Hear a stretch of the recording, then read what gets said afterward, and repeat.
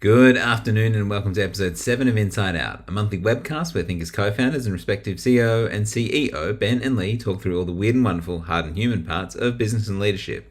This month is a special focus on AI and L&D, with special guest me, Kev Lavery, Thinka's learning technologist. Today we are focusing on one big question. What are the best ways to use AI in learning and development that get us efficiencies without L&D losing its human edge? And we've also got a couple of questions through on the registration form, so we'll cover them too. Just in a very quick snapshot, I think it's important to consider there's obviously for a lot of people some privacy concerns or some concerns around what the data or who the data might be accessible to or used for. And there is two ways to look at that. The concentric circles that you shared before could be the publicly accessible chat GPTs of the world, or it could be an adapted version of that is an internal closed model that you might get the benefits of the broadly trained model, but your information and data doesn't train their model. And there is a pretty big difference. And that is something that as you get into a generative AI journey, you might think more about. But just to know that when we speak openly today, it could be in the context of either one of those models, because it is important to always protect privacy and where that data might be going, and making sure we're doing the right thing by both the user, but also whose data it actually is. It's a big space, I think, the AI one. And yeah, there's another one that we've kind of left out of the definition, which is natural language processing, which is a part of AI that you're probably used to, but you don't think of as much as AI. And it's being able to use natural language as an input into a computer interface. So it's that you can talk to your AI assistant, whether that's Alexa or Siri or Meta, and ask them to do something for you, whether it's to generate something or to just run a task. And its ability to understand how you speak to it and undertake those tasks is it processing the natural language that you're using. And it's changed a lot of how we input stuff into systems in general. We don't write into Google the way that we used to. We're able to use more natural language than all the tricks that we used to learn about search specifically this website or putting things in quotation marks so you could search for them. So it's changed a lot of the way that we input information. And it's an interesting one in terms of where the future is going, because it is one of the first major input changes that we've seen in technology. So keyboards, mice, the ability to speak naturally into a computer as your input method. That's a big change. I was speaking to a friend yesterday and he was telling me about how he was talking to a recruiter. He's not looking to move jobs, but he was just had a friend who was a recruiter. He was asking what people are looking for in creative fields. And it was experience with generative AI tools. They've had a go with DALL-E or Stability or any of those tools that they've actually utilized and that they've worked with ChatGPT to develop something and then refine it from there. They might have used Sora. There's a whole range of them out there, but this is one thing that's starting to be something that you can add to your resume, is both that this is a skill that you have with this tool, because they are all just tools, and some examples of how you can utilize that to show whether you're someone who keeps going and uses it as a jumping off point, which it can be as a real practical use, or you're someone who uses it to make something and then stops just there with what the computer gave you. There's a real human plus AI piece in that. It's like, okay, I've got these really great creative skill sets. I can use lots of different tools in order to deliver great quality creative product, but then I can also use AI within my job role by doing this, and this to create efficiencies or to deliver different concepts on an original that I've developed, and it kind of works together. And I think that's important when people think about, embedding AI into L&D functions, is think about how you're enriching functions. You're going, right, it's this part of the job or it's this part of the job, versus what a lot of the literature might have said historically, which is replace job roles. It's like, what do we need to augment? What can we now do differently that we've got these different tools? Sure, some things might change fundamentally, but enrichment, I think, is key there. I think you've hit upon a really important point where the roles don't necessarily change, but we move from being the doer to the supervisor in some parts of the process. So I think we still need to bring those critical thinking skills and that quality control piece, which is really important when you're involved in product. And I think it's really about understanding what is the purpose. So why are you actually using the AI tool in the first place, and understanding where some of the challenges might be and things that you need to de-risk. One example in learning design, because that's what I'm most familiar with, is obviously a great tool for summarizing base content. We would spend, a week working through PowerPoint, strategy documents, policies, procedures, etc., to consolidate that into a really easy to use script for an e-learn, for example.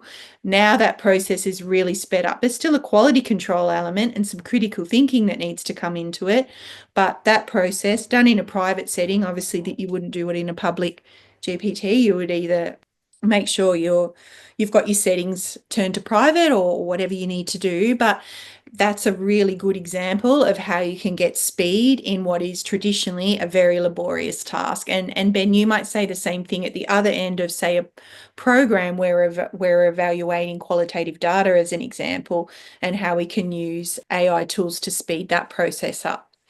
Yeah, so this is where I think if we have a look at all the different data collected throughout the life of a program, and we ask one of these tools to look at all of those variables and provide some evidence on where we think the shift has been or where we think the biggest growth has been, it can do it in a really objective way. There are definitely some biases that will still exist, I understand that, but when you think about what that would have taken historically to do, it can get you there quicker. And it's all about enrichment and embedding it in different parts of your workflow to get that as well. I can't talk highly enough about personalization of feedback and being able to go, how do they get real-time feedback based on how they might react in that situation? And that could be as simple as how they're going to answer a feedback conversation. And if that is right or wrong, AI can help you model some of those answers.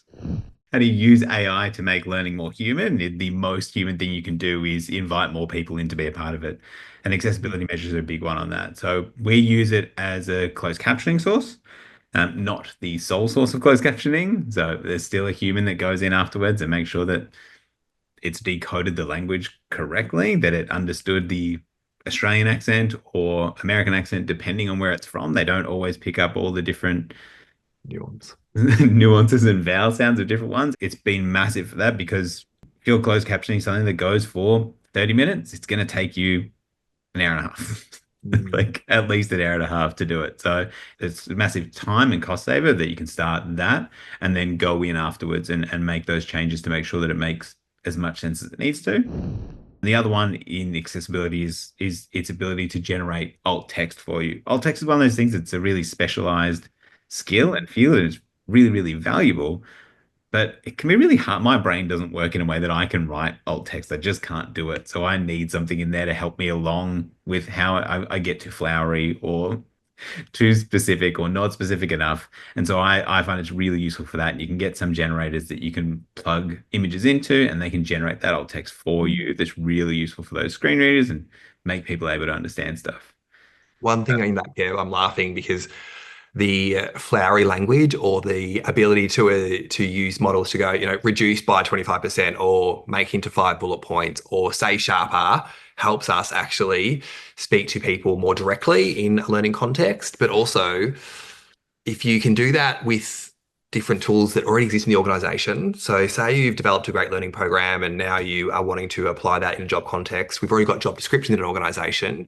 You feed those two things in together and all of a sudden you can say things really sharply in a specific job context as well. And it's about adding ingredients together to actually go, okay, that's what could get us closer to an outcome here to feel more personalized. So the more direct you can be with the model and the more ability to actually go and train it, like you mentioned before, Lee, the better the outcomes are going to be. One thing I will say about AI in terms of personalization where it doesn't necessarily deliver is we've obviously worked in the creation of digital products for a long time now, for the last 8 years. And there is something to be said for organizations who want to take photos of their team, have them star in their videos, who use them as SMEs, who help with the writing of content or contribute little quotes or various things to their digital learning. So I think it's balancing that piece of using AI to help us achieve an outcome with retaining that I need to be able to look and see and feel myself in the piece of learning, because we know that it leads to better engagement at the other end. So it's really about balancing that piece between how we use AI to speed up process, to create, to do all of these things as part of the process, but not losing that handle on what a good quality learning product looks and feels like, and making it feel contextual to the organisation is really important. The other thing that I want to mention just on the ability for us to target learning in the right direction is that all comes down to how we manage and curate data in an organisation. And this can be a contentious topic based on what we want to share or don't want to share. And it can be one of the biggest things to work through an organisation. So I really encourage L&D leads to hear and talk to the organisation. What's the temperature around personalisation?